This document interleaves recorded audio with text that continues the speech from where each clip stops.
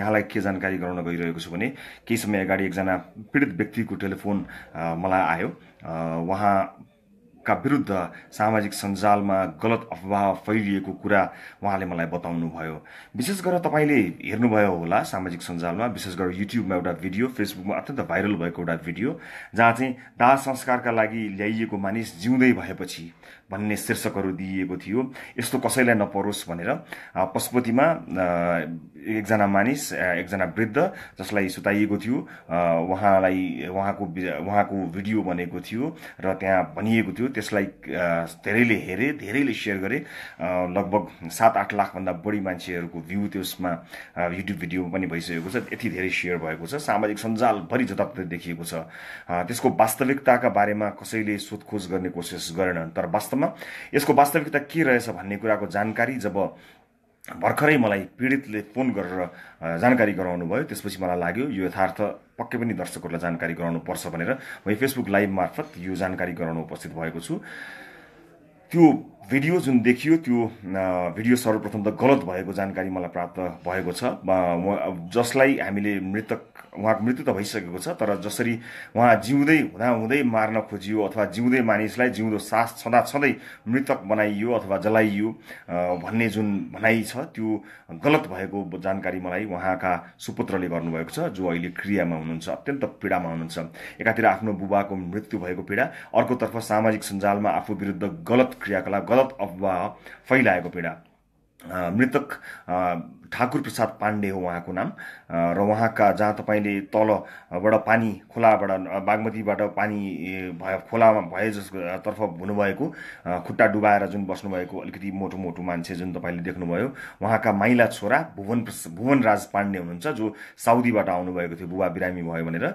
यथार्थ उहाँले मलाई बताउनु भए अनुसार उहाँको बुबा ठाकुर प्रसाद पाण्डे साउन 2 गते सोमबार निमोनिया भएर नुवाकोटबाट ल्याइनु भयो र मंगलबार नै ब्रेन ह्यामरेज भएको कुरा डाक्टरहरूले बताए र 2 दिन आइसियुमा पनि उहाँलाई राखियो र के भनियो भने अब उहाँको बाँच्ने सम्भावना छैन, त्यसकारणले घर लैजानुस्, उहाँको अन्तिम इच्छाहरू पूरा गर्नुस् भनेर अस्पतालले बतायो। बताइसकेपछि 4 गते बुधबार हिन्दू धर्मको परम्परा अनुसार घाटमा लगिन्छ, घाटे वैद्यलाई देखाइन्छ, धार्मिक स्थानमा लगिन्छ। माया मारे पनि त्यो एउटा परम्परा पनि रहिआएको छ। सोही परम्परा अनुरूप उहाँहरूले लिएर जानुभयो र घाटमा लगिसकेपछि एउटा पशुपतिको पानी जुन मन्दिरमा भएको पानी मुखमा हाल्ने चलन हुँदो रहेछ। उहाँ अन्तिम समय 2-4 घण्टा मात्र बाँकी रहेको अवस्थामा हुनुहुँदो रहेछ र उहाँलाई मुखमा पानी हालेपछि बौरिने भनिन्छ, अलिकति बौरिनु भएको थियो। त्यो घटना हो 4 गते बुधबार, साउन 4 गते बुधबारको। त्यसपछि फेरि उहाँलाई माथि लगियो। त्यही समयमा यो भिडियो लिइएको रहेछ। उहाँले जानकारी दिनुभएको अडियो रेकर्डिङ म न्युज 24 टेलिभिजनको वेबसाइट मार्फत, युट्युब च्यानल मार्फत केही बेरमा पोस्ट गर्ने कोसिस गर्नेछु। मेरो कुरा भुवनराज पाण्डेजी, जो साउदीबाट आउनुभएको माइला छोरासँग, जो अहिले क्रिया गरिरहनु भएको छ, त्यो वार्ताको जस्ताको तस्तै म पोस्ट गर्ने कोसिस पनि अहिले केही बेरमा गर्नेछु। र उहाँले त्यो दिनको भिडियो कसैले लिएको रहेछ र त्यतिखेर उहाँको मृत्यु भइसकेको थिएन र उहाँलाई त्यो दिन जलाइएको पनि होइन, त्यो मृत्यु घोषणा भएको पनि थिएन। त्यसपछि शनिबार उहाँलाई माथि लिएर गइयो। उहाँ अझै केही दिन उहाँ जीवित रहनुभयो, तर त्यो भिडियो उहाँ जीवित हुँदाखेरिको भिडियो, त्यतिखेर उहाँको मृत्यु भएको अथवा उहाँलाई ब्रह्मनालमा राखिएको अवस्था होइन, मृत्यु भइसकेपछिको होइन।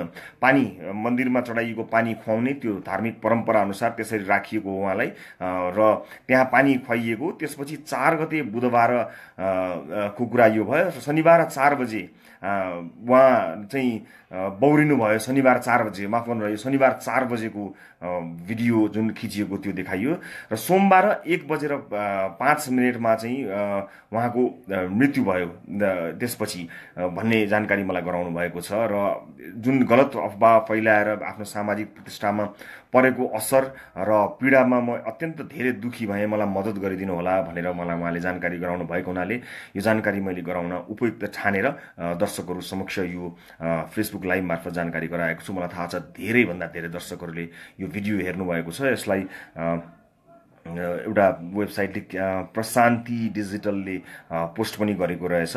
यसका यथार्थहरू बुझिदिनको लागि अनुरोध हामीलाई गर्नुभयो र मैले आफ्नो धर्म सम्झेर पीडितहरूको पीडालाई जस्ताको तस्तै राखिदिने विचार गरेर फेसबुक लाइभ मार्फत यो जानकारी गराएँ। विशेष गरेर यो भिडियो धेरैले हेर्नुभएको र धेरैले उहाँहरूप्रति घृणा गर्नुभएको देखेर उहाँहरू अत्यन्त दुखी हुनुहुन्छ। एकातिर आफ्नो बुबाको मृत्यु र अर्कोतर्फ सामाजिक सञ्जालमा आएका गाली गलौजले गर्दा अत्यन्त पीडामा हुनुहुन्छ।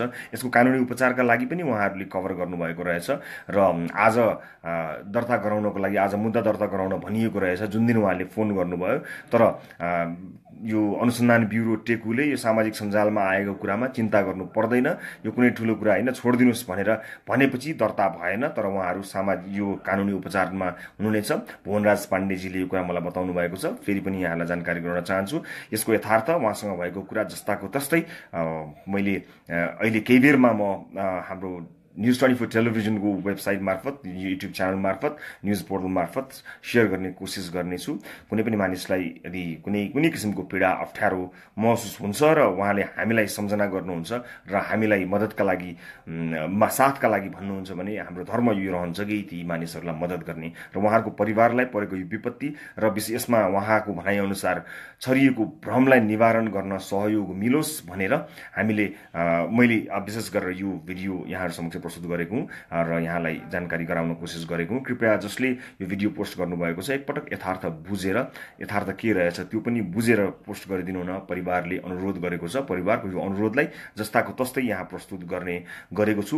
मलाई आशा छ यो प्रस्तुतिपछि अथवा यो जानकारीपछि परिवारमा केही न केही राहत मिल्छ होला र जसले यो भिडियो हेरेर जुन भ्रम पाल्नु भएको छ त्यसलाई चिर्नमा पनि यसले केही न केही मद्दत गर्ला र जस्ताको तस्तै उहाँका छोरा, माइला छोरा भुवनराज पाण्डेजी जो साउदीमा हुनुहुन्थ्यो, आफ्नो बुबा बिरामी भएपछि आउनुभयो, उहाँको सँगको कुराकानीलाई पनि केही बेरमा म पोस्ट गर्नेछु। म धेरै धेरै धन्यवाद दिन चाहन्छु आफ्नो समय दिएर यो भिडियो हेर्नको लागि उपस्थित हुनुभएका र विभिन्न महानुभावहरू जसले कमेन्ट गर्नुभयो। मैले हेर्न भ्याएको त छैन। मलाई लाग्छ यो कोसिसले पक्कै पनि यो परिवारमा जुन क्षति भयो आफ्नो बुबा गुमाएर त्यो दुःखमा केही न केही मलमपट्टि पुर्याउन मद्दत गर्छ होला र म आशा गर्दछु तपाईको परिवारमा जुन विपत्ति परेको छ त्यसमा तपाईलाई धैर्य धारण गर्न सक्ने क्षमता भगवानले प्रदान गरून्। म भुवनराज पाण्डे सम्पूर्ण पाण्डे परिवारलाई यही परिवारप्रति हार्दिक गहिरो संवेदना पनि प्रकट गर्न चाहन्छु र उहाँको भनाइ अनुसार यसबाट पर्न गएको असरमा दर्शकहरूलाई जुन भ्रम पर्न गएको छ त्यसलाई निवारण गरिदिनु हुने अनुरोध जुन उहाँले गर्नुभएको छ त्यो अनुरोधलाई मैले प्रस्तुत गरिदिएको छु र आशा छ त्यसै अनुसारले दर्शकहरूले लिदिनु हुनेछ र यदि यो गलत भएको पुष्टि भएको खण्डमा यसलाई पोस्ट गर्ने प्रशान्ति डिजिटल अथवा अन्य अहिले मैले देखेको एउटा प्रशान्ति डिजिटल अन्य विभिन्न माध्यमहरू जसले यो न्युजलाई प्रसारण गर्नुभएको छ अलिकति यसको यथार्थमा गएर खोज तलास गरेर सही सत्य कुरा पठाइदिनु भयो भने कसैको प्रतिष्ठामा आँच आउने थिए।